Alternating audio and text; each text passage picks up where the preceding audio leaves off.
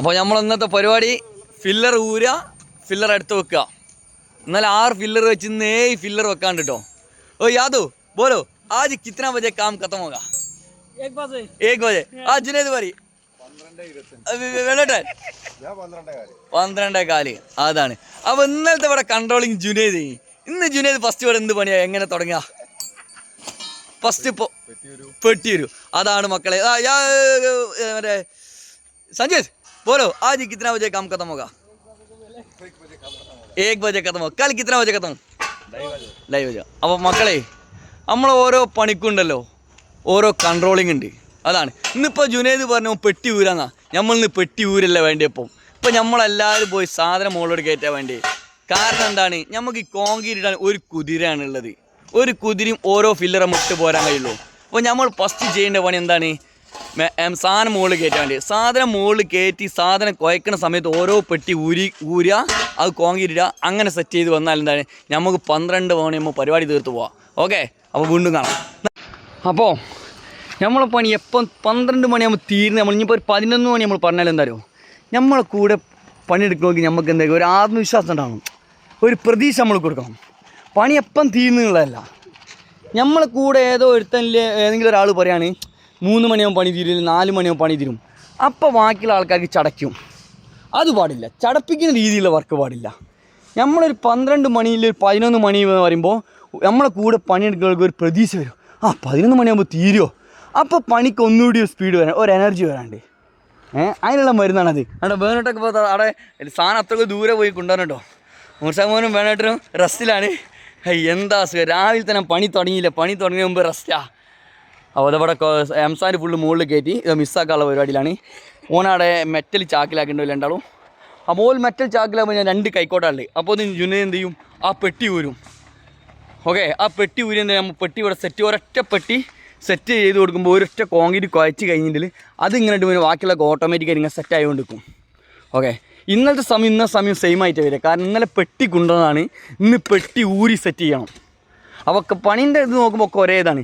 Main എന്താ അറിയോ, നമ്മൾ പണിക്ക് പോയിട്ടില്ല ഞാൻ മേസ്തിരിയാണ്, ഇല്ലേ ഞാൻ മുതലാളിയാണ്, ഓൻ ഹെൽപ്പറാണ്, ഓനൊന്നും അങ്ങനത്തെ ഒരു ഇത് പാടില്ല.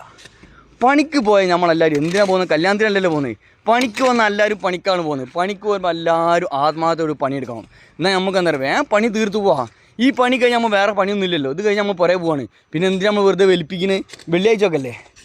ഓക്കെ, നമ്മൾ ഫസ്റ്റ് സെക്ഷൻ കഴിഞ്ഞ് ഇനി രണ്ടാമത്തെ സെക്ഷൻ എന്ന് വെച്ചിട്ടുണ്ടെങ്കിൽ എല്ലാവരും റെസ്റ്റിലാണ് കേട്ടോ. ആദ്യം നമ്മൾ സാധനം ഫുള്ള് മുകളിലോട്ട് കയറ്റിങ്ങാട്ട് ഇപ്പോൾ എല്ലാവരും റെസ്റ്റിലാണ്. വെറും പണി പോരെ, നമ്മളെ ശരീരം നോക്കണോ. വെറും പണി ഉണ്ടാകുമ്പോൾ പിന്നെ എന്താ അറിയോ, പിന്നെ നാളെ ആൾ ബാക്കി ഉണ്ടാവില്ല. ഒക്കെ നോക്കണം. പണീൻ്റെ സമയം പണി. ഇപ്പം അല്ലാതെ വെള്ളം കുടിക്കുക, സിഗരറ്റ് എന്താ വലിക്കുക, സിഗരറ്റ് വലിക്കുക.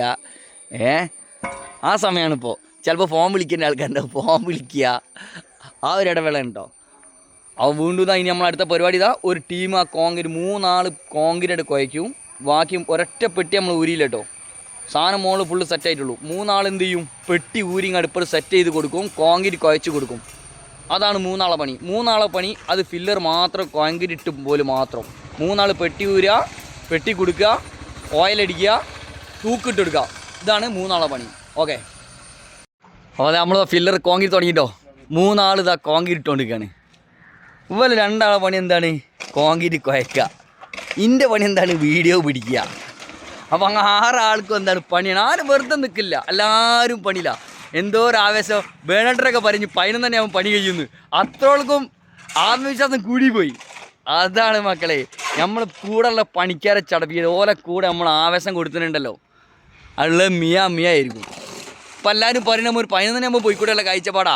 12 മണി 2 മണി 1 മണിയൊക്കെ പറഞ്ഞാലൊക്കെ ഉണ്ട്. ഒരിക്കൽ വീണ്ടും പ്രതീക്ഷ കൂടാണ്. അതാണ് വല്ലാത്ത ജാതി പണി കേട്ടോ. ഇപ്പോൾ സമയം എത്രയായി അറിയോ? കറക്റ്റ് ഞാൻ 11:50 സമയം പറഞ്ഞത്. ബാക്കിയുള്ളവർക്ക് എല്ലാവരും 12, 12:30, 1 മണിയൊക്കെ പറഞ്ഞല്ലേ.